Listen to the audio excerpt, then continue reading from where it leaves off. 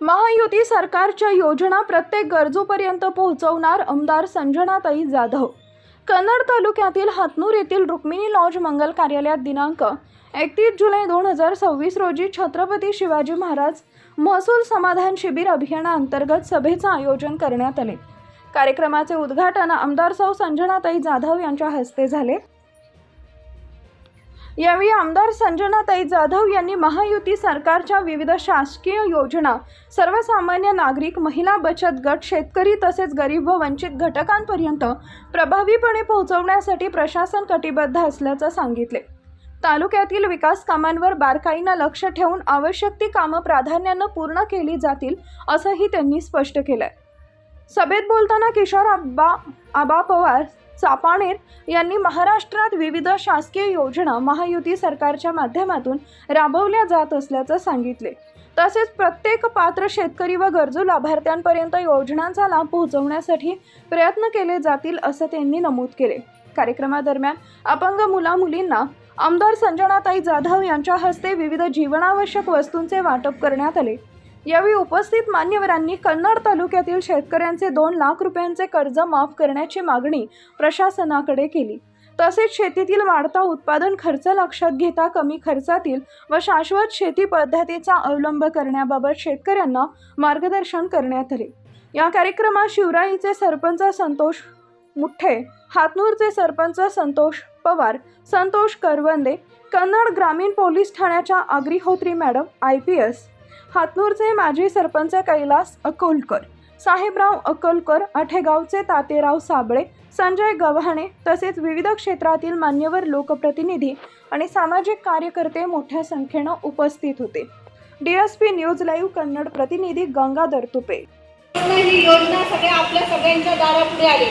मला वाटतं सगळ्यात पहिले या योजनेचं नाव होतं जेव्हा उपमुख्यमंत्री आदरणीय एकनाथरावजी शिंदे साहेब होते की शासन आपल्या दारी ह्या योजनेचं नाव होतं। आणि आता मुख्यमंत्री देवेंद्रजी फडणवीस जेव्हा आले तेव्हा छत्रपती शिवाजी महाराजस्व अभियान असं नाव ठेवलं।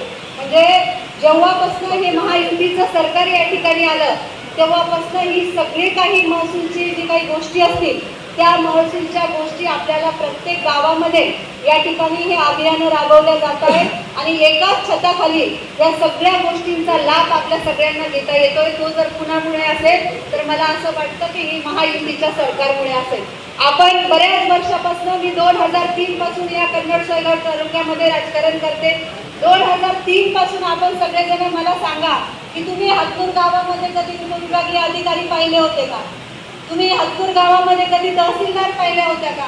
तुम्ही हातनूर गावामध्ये कधी DYSP पाहिल्या होत्या का? किंवा कृषी अधिकारी पाहिले का? BDO पाहिले का? म्हणजे ते यायचे परंतु त्यांच्या कामानिमित्त काहीतरी यायचे, परंतु तुमच्या समस्या सोडवण्यासाठी असे कुणीही अधिकारी या ठिकाणी आतापर्यंत आले नाही। आणि आज जर हे अधिकारी का आले असेल तर ते फक्त ह्या महायुतीच्या सरकारमुळे या ठिकाणी आलेले आहेत। आणि ह्या महायुतीच्या सरकारने जे गोरगरीब जनतेसाठी या ठिकाणी काम केलेलं आहे ते मला असं वाटतं की आतापर्यंत कुणीही केलेलं नाहीये। त्याच्यामुळे ह्या ज्या काही योजना, हे जे काही अभियान आहे तर ह्या अभियानामुळे अनेक प्रश्न तुमच्या या ठिकाणी सोडवले गेले।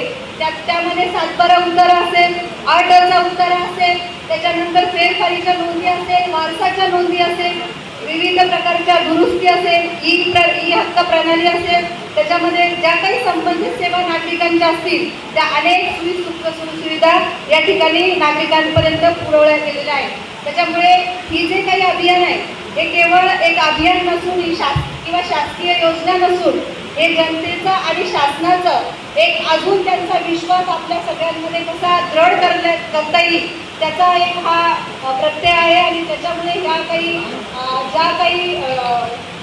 या शासनाच्या ज्या काही हे राबवल्या जात आहे त्याच्यामुळे ह्या शासनामध्ये आणि जनतेमध्ये हा जो काही दुरावा होता तो दुरावा आता तो कुठेतरी एकत्र आणण्याचा शासन या ठिकाणी प्रयत्न करत आहे। नाहीतर अगोदर अशी परिस्थिती होती की तुम्हाला छोटं जरी काम पडलं तर 100 चक्रा तहसीलला माराव्या लागत होत्या। तुम्हाला साधा